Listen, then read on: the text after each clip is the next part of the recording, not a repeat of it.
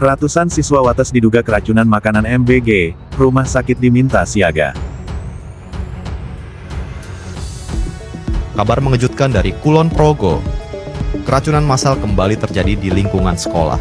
Ratusan siswa SMP Muhammadiyah 2 Watts dan SMPN 3 Watts terpaksa dipulangkan pada Kamis pagi setelah serentak mengalami mual dan diare. Penyebabnya diduga kuat akibat menyantap menu makan bergizi gratis yang mereka konsumsi sehari sebelumnya. Saking banyaknya siswa yang sakit, tanun air sekolah yang biasanya habis 2 hari, ludes hanya dalam sehari. Kini sampel makanan dan siswa telah diambil untuk diperiksa. Semoga para korban lekas pulih. Puluhan pelajar SMP Muhammadiyah 2 Wates Daerah Istimewa Yogyakarta dibawa ke ruang unit kesehatan sekolah. Mereka mengeluhkan pusing, mual, sakit perut, serta diare.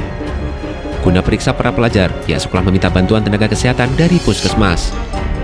26 siswa diduga mengalami keracunan usai mengonsumsi paket makanan bergizi gratis yang berisi ayam, mie goreng, dan sayuran. Paket makanan tersebut dimasak dari Dapur Satuan Pelayanan Pemenuhan Gizi (SPPG) Dapur Sehati Wates. Kondisi serupa juga dialami ratusan siswa SMP Negeri 3 Wates usai menyantap menu makanan bergizi gratis yang diduga dimasak dari dapur SPPG yang sama. Guna penanganan lebih lanjut, sejumlah anak yang alami keracunan dipulangkan lebih awal. Ada sekira 80% dari 384 siswa yang alami keracunan. Kita ada 384 siswa. Yang mengeluhkan ada sampai 50% atau berapa, Pak? Kami belum final, tetapi dugaan kami sekitar 80%. Tidak dari yang sakit sampai yang mengeluh. Dinas Kesehatan Kulon Progo mencatat 4 siswa dari SMP Negeri 3 sempat dirawat di RSUD Wates dan kini telah dipulangkan. Kemungkinan keracunan makanan ini diperoleh dari sumber makanan tersebut yang sama dimakan oleh anak-anak ini, di mana sumber yang sama itu adalah diperoleh atau disuplai dari salah satu SPPG. Sementara itu, SPPG Dapur Sehati Wates memastikan proses pengolahan makanan hingga pendistribusian kedua sekolah tersebut telah sesuai prosedur.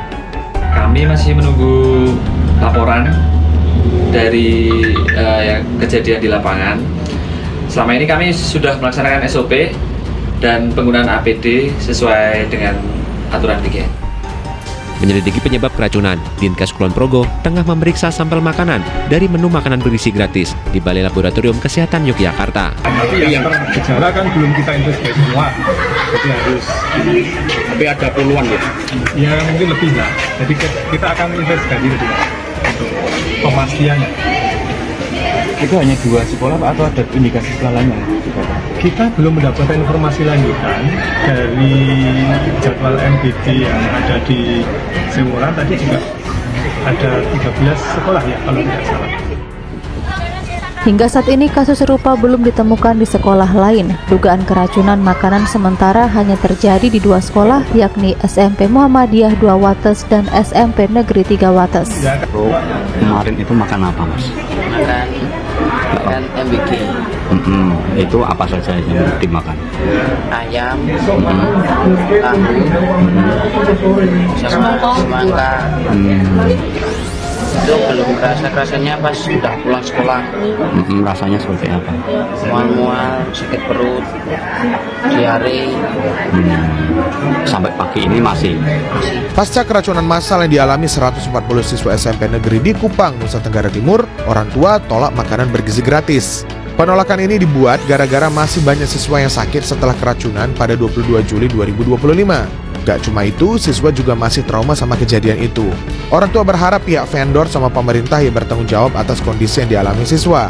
Pihak sekolah menyatakan, pada 30 Juli 2025, 10 anak masih dirawat. Di hari yang sama, beberapa anak dirujuk kembali ke rumah sakit. Sekolah juga masih menangguhkan pembagian makanan bergizi gratis sambil menunggu hasil uji lab dari BPOM. Dan hingga berita ini ditulis, para siswa diminta bawa bekal sendiri dari rumah. Wah weh woh, MBG ditolak usai kasus keracunan.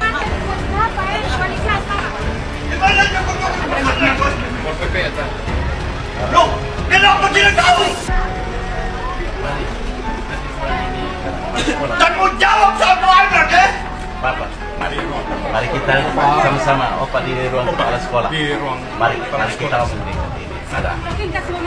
Bapak tolong kasih tahu ini pasukan makanan yang mana dulu.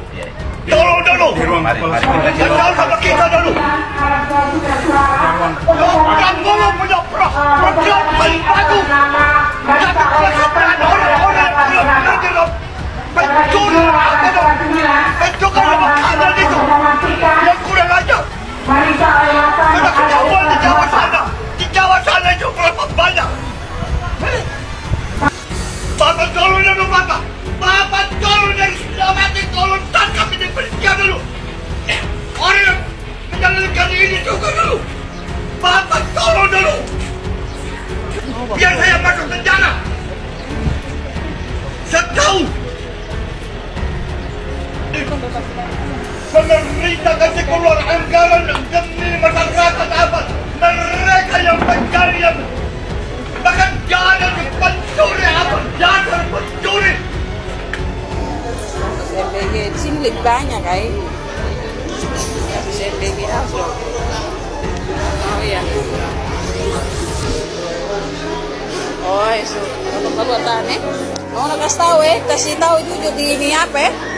Sampai hari ini saya dapat laporan baru sudah lebih dari 1000 titik, 286. Yang total penerima makan bergizi sekarang sudah di atas 3 juta, 3,4 juta di awal Mei. Hari ini memang ada yang keracunan. Yang keracunan sampai hari ini dari 3, sekian juta, kalau tidak salah di bawah 200 orang. Yang nginep, yang rawat nginep hanya 5 orang. Jadi bisa dikatakan yang keracunan atau yang perutnya nggak enak sejumlah 200 orang itu 200 dari 3, sekian juta, kalau tidak salah adalah 0,005. Berarti keberhasilannya adalah 99,99%. Di mana ada usaha, ya, usaha manusia, di mana di bidang pekerjaan apapun, kalau 9,99% keberhasilan, oke dong. Walaupun kita tidak boleh cepat puas, Pak Dadan ya. Kebetulan ini saya datang ke sekolah, jemput anak saya sekolah dan sedang dibagikan makanan bergizi. Inikah yang dimaksud bergizi? Lauknya hanya tempe sama acar timun. Di mana bergizinya ini? Terus nasinya nggak ada rasa, hanya ada kecapnya ini. Terus keras lagi. Coba lihat itu. Tuh. Dibuang-buang. Nggak dimakan ini sama anak-anak ini. Nih, nggak dimakan. Bagaimana ini? Katanya 4 sehat 5 sempurna. Ini 4 sehatnya hilang. Apalagi sempurna yang dapat nggak ada. 4 sehatnya 5 dibeli. 5 dibuang ini. 5 dibuang. Yang masih jatuh ini. Ya Allah, ini lihat tempenya ini. Dibuang-buang sama anak-anak. Untung ada penjaga sekolah ini yang baik hati dan tidak sombong, ngambil ini untuk dimasak kembali, mungkin diadon kembali sama penjaga sekolah ini. Kasihan ini uangnya, rezekinya dibuang-buang kayak begini, nggak dimakan. Coba tolong diperhatikan ini yang dapur pemerintah ini, tolong supaya jangan yang enak, tapi jangan yang bergizi terlalu, mungkin nggak cukup uangnya, tapi yang enak lah. Masa begini dikasih ini? Makanannya itu bakmi, telur, tahu, buah jeruk. Nah itu diantar, lalu kami buka kok daunnya menyemat.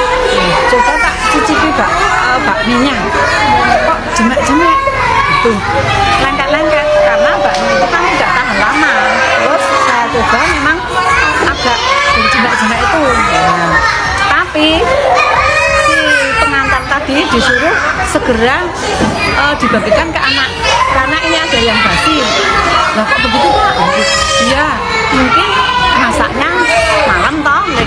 Dan bakmi itu kan kalau diisikan ke wadah stainless itu, kalau ditutup kan tidak bisa, uapnya tidak bisa keluar, jadi cepat basi. Memang kalau makanan masih panas ditutup mesti masih cepat basi.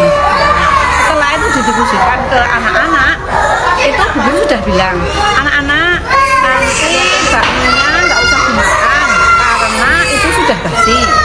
Nah, terus ya cuci tangan, anak-anak harus cuci tangan. Terus nanti makan tahu saja sama telur. Tapi telurnya juga ada yang jelek, terutama bakminya.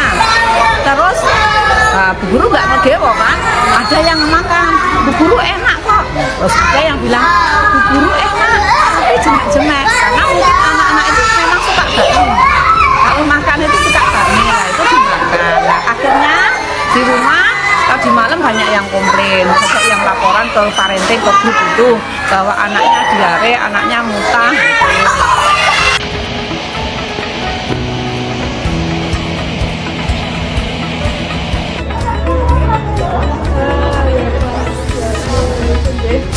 Untuk hari ini tadi kami ada siswa diare sejak pagi, kemudian karena agak banyak dan katakanlah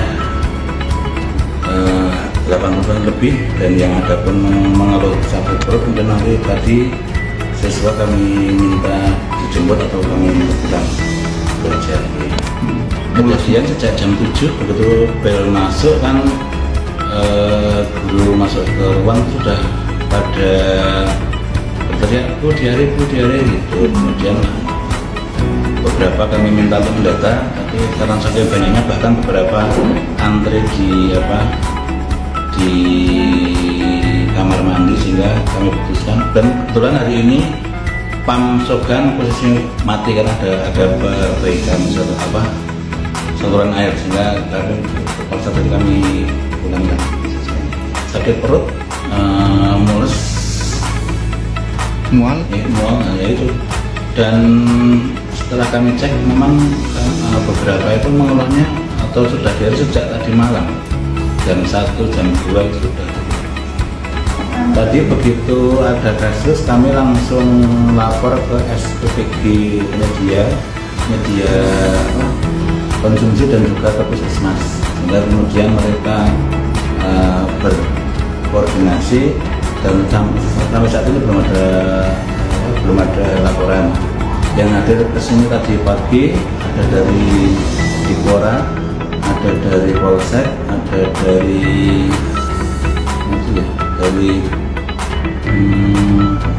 Koramil, dengan awalnya bagus. Sejak awal kami dicoba di pertengahan Juni sampai tadi itu tidak ada masalah.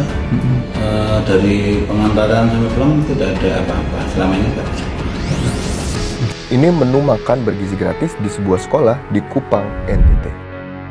Dapung rasa, dapung tempe tuh ada sama kayak basi, dapung serju rasa sama kayak asam begitu. Dapung terong bau, dapung ayam juga bau, mau makan daging. Makan seperti kayak rasa hambar terus sama basi. Rasa semuanya basi setiap hari itu. Kejadian menu MBG yang terasa basi ini bukan hanya sehari, tapi terjadi selama seminggu terakhir di SD tersebut, kata pihak sekolah. Sebagian besar makanan harus dibuang karena basi. Ada yang habis dan ada yang tidak habis, dan ada yang tidak sentuh sama sekali. Sejumlah orang tua di SD itu melaporkan anaknya sakit perut setelah menyantap MBG. Bahkan anak-anak trauma melihat makanannya disajikan setiap hari. Di Waingapu, Sumba Timur, belasan anak diduga keracunan dan sempat mendapatkan penanganan medis pada 17 Februari lalu. Pihak sekolah bilang begini. Karena mereka pusing, mual, sama rasa sakit perut yang katanya kayak menikam di perut itu, sehingga dokter memang sampai melakukan tindakan karena sakit kepalanya terlalu berlebihan. Ya menurut dokter, ya dokter membantu dengan oksigen. Pada hari pertama pelaksanaan MBG, 15 siswa mengaku sakit setelah menyantap mie, telur, dan tempe yang menurut pengakuan orang tua siswa dalam keadaan basi. kalau misalnya anak-anak kami berangkat dengan sehat. Karena program pemerintah mereka makan di sekolah, tiba-tiba mereka pulang sakit. Ya hati orang tua manalah yang tidak sakit kalau dia seperti itu. Pasti kecewa juga. Penyedia jasa MBG mengaku makanan yang disajikan sudah melalui konsultasi dengan ahli gizi. Kita semua orang ini kan ternyata tidak terbiasa dengan makanan yang dipakai dengan keju dan susu. Makanya dia seperti itu, mereka muntah itu karena tidak terbiasa saja. Karena ada juga yang tidak suka makan telur dan ada yang alergi. Namun menurut pengakuan orang tua siswa, hari itu tidak ada menu susu dan keju. Di sekolah lainnya, masih di Waingapu, 2 hari setelah kasus itu, pihak sekolah menemukan daging ayam dalam keadaan belum matang dalam menu MBG seperti ini. Ini anak-anak makan tidak bisa makan lagi. Kasus serupa terjadi pada 16 Januari lalu di sebuah SD di Sukoharjo, Jawa Tengah. Dari 200 siswa, terdapat 10 siswa yang keracunan. Diduga akibat memakan ayam tepung yang sudah beraroma busuk. Pihak sekolah lalu menghubungi tim Satuan Pelayanan Pemenuhan Gizi (SPPG) dan petugas kesehatan dari puskesmas setempat. Anak-anak yang mengalami gejala keracunan langsung diberi obat. Belakangan, pihak SPPG setempat mengakui proses memasak ayam yang kurang matang. Dalam pelaksanaannya, belum ada mekanisme penanganan jika menu MBG menyebabkan anak-anak keracunan, seperti siapa yang akan menanggung biaya pengobatan bila anak-anak masuk rumah sakit. Di Semarang, saat ada kasus yang sama, seorang siswa SMA dibawa ke puskesmas dan menerima pengobatan gratis. Dia harus izin sakit 2 hari untuk memulihkan kondisi. Malamnya itu dia sampai muntah-muntah, pusing, demam, terus sampai nggak bisa tidur gitu. Untuk perawatannya kita ke puskesmas terdekat sih Kak.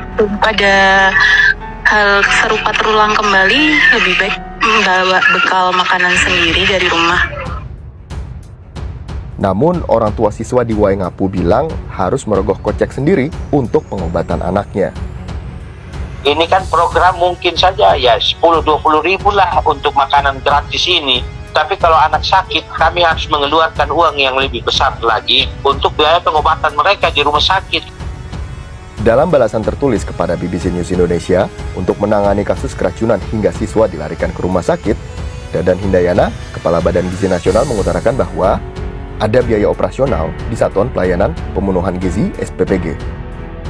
Namun, belum ada detail yang menjelaskan bagaimana orang tua bisa mengeklaim biaya yang ditimbulkan untuk pengobatan anak mereka kepada pemerintah. Sejauh ini, menurut Ombudsman yang bertugas mengawasi penyelenggaraan pelayanan publik, penanganan kasus keracunan MBG merupakan tanggung jawab penyelenggara pelayanan MBG setempat. Program MBG memang belum sepenuhnya dilakukan di seluruh Indonesia. Beberapa daerah masih di fase uji coba. Menurut pemerintah, per Februari ini, MBG sudah terlaksana di 38 provinsi dengan 693 satuan pelayanan. Diperkirakan pada pekan ini MBG sudah diterima lebih dari 2 juta siswa. Pemerintah mengatakan ada 3 kunci kesuksesan program MBG. Anggaran yang besar, sumber daya manusia yang banyak, dan penyediaan infrastruktur untuk dapur. Pemerintah mengaku butuh waktu sebelum dapur-dapur MBG siap menyediakan makanan dalam jumlah besar sekaligus. Bukan di distribusi, tapi di pembiasaan yang melaksanakan dalam program pelayanan untuk jumlah besar. Butuh waktu sampai 3 bulan sampai terbiasa memasak untuk jumlah besar, baik dalam kematangan maupun rasa. Program pemerintah pusat ini baik untuk kesehatan bagi anak. Tetapi kalau kejadian macam begini, ini bukan bergizi lagi ini. Sehingga sebagai orang tua tentu kami khawatir. Mumpung belum terlalu jauh, mending di stop. Di stop, dievaluasi, lalu lanjut kembali, atau benar-benar di stop ditiadakan? Di stop ditiadakan. Kita nggak tahu persis nih perhitungannya gimana. Informasi itu nggak ada gitu ya. Sumber informasinya kita dapat juga bahkan dari teman-teman media. Teman-teman media dapatnya dari mana? Dari kepala BGN, karena yang berbicara hanya boleh kepala BGN gitu ya. Operasional gitu ya, operasional dari atas ke bawah. Seperti apa gitu ya. Jadi di paling atas di struktur ini presiden, bawahnya BGN, karena BGN langsung bertanggung jawab ke presiden gitu ya.